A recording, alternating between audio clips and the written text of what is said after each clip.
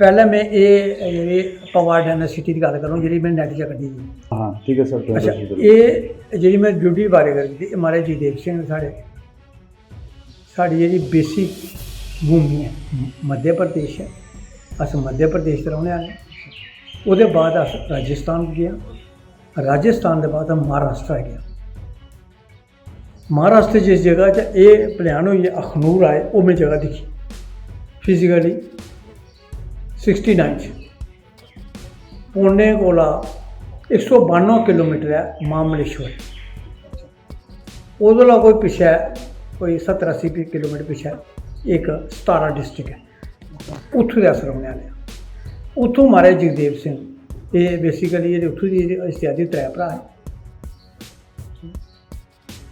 ये मैं फिर मूवी वो कटिया मैं नैट जा वो बिल्कुल ठीक जरा ये निकलिया वो बिल्कुल ठीक।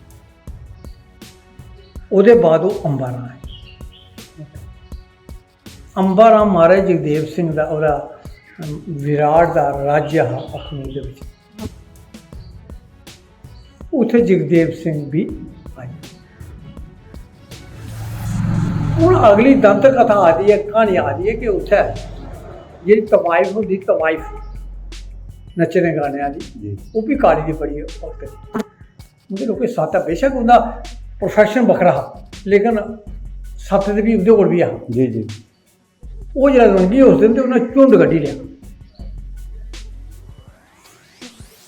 विराट राजे ने पूछा अज के गल हुई कि तू इतों झुंड कड्ढी लंघी है। उन्हें आखिया अज तेरी कचहरी बिच ऐसा मर्द बैठा है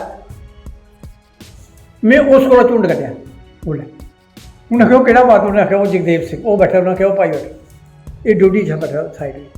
फिर उसे बुलाया उन्हें आखिया कि वो मेरा राजा है। उन्हें आखिया बेशक है लेकिन जो चीज़ मैं ये मंगा जो तू नहीं दे सकता ये दे सकता ये दे सकता गल उन्हें वो भी काली का पास वो भी काली के पास उनकी मन की सोच बड़ी कट्ठी। बिल्कुल उन्हें कहता उन्हें आखिया महाराज राजे तू मैं अपना सिर दे आपू बढ़ना तो मी देना सिर। उन्हें आखिया कि हो सकता उन्हें आखिया नहीं हो सकता। उन्हें आखिया बुलाओ जगदेव सिंह आया उन्हें बोल तेरा क्या नाम उन्हें आखिया जगदेव सिंह। उन्हें आखिया मैं तेरा सिर चाहिए। उन्हें तलवार कड्ढी उन्हें हिलाया उन्हें आखिया आपू बड्ड उन्हें मारिया फट अपना सिर लुआइया ना। उन्हें आखिया एक थाली रखे एक कपड़ा रखे उस खट्टी कपड़ा सिरे खट्टी ना धड़ भी खट्टी लेकिन धड़ डिगने जो लेटी घर इत्थे एक मक्खी बेही है। अच्छा जिसलै वो धड़ देवी वो बाद उस काली ने माता जा किया भी इसी जिंदा कर जिंदा किया आखिर मुंडी लाई ना मुंडी थोड़ी टेढ़ी हुई जो मक्खी ने खाया। ये प्रमाण पक्का प्रमाण नोट कर लिया मेरी गल। तुम मैरी की मैरी की नहीं अच्छा जिसलै मैरी करके तुम एक अपने दिमाग च रखे मेरे को नहीं तो ये गल उस मैं उदों हुआ नहीं हुआ। जो थोड़ा लड़की बड़ी हो या लड़का बड़ा हो कोई भी हो बड़ा लड़की बड़ी हो बाद लड़का होना जो लड़का होगा थोड़ा उसी तो उसे कुछ नहीं आखना उसे जा स्कूल जा को जा फिरने तो उसे पिछों आवाज करना पिछों उसे आवाज करना फिर उसकी गर्दन दिखनी टेढ़ी आई या नहीं है। अच्छा ये फिजिकली ग्राउंड पर कितने तुम बहुत आखियो जेड़ा घर है जो बड़ा पुत्र होएगा वो ये पक्का होएगा 101%।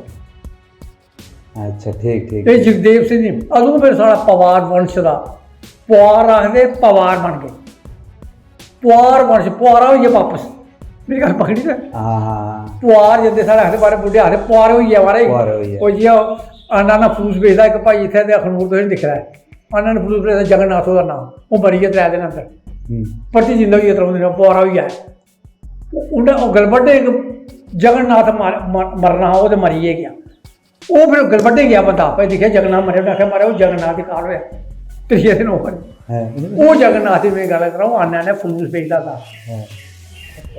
वो आखते पवार हुई है वो पवार उसे आखते साढ़े इ'यां पवार सस बनिए पवार परमार साढ़े कन्नू याद है चौहान साढ़े कन्नू की याद है नहीं तो यदा मैं तुम साक्षात वो दे प्रमाण दे।